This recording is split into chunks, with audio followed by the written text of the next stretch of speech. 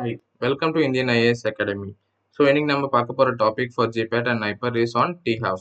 So, the question is, a drug is administered to a patient at 200 mg dose. What will be the percentage of drug remaining after 3 half-lives?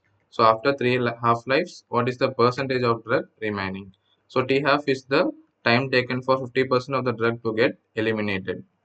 So, on that basis, அந்த மாதிரி first T half ல வந்து 50% will be in the body, second T half லையுமே வந்து 50%. So if you go to second T half, 50% of 25 is 25. இது வந்து remaining in the body, இது வந்து eliminated.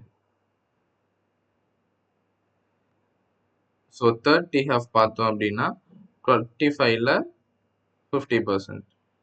So that is 12.5. So 12.5 is the right answer here. Option C, 12.5 is the right answer. So join Indian IAS Academy for such concepts. Thank you.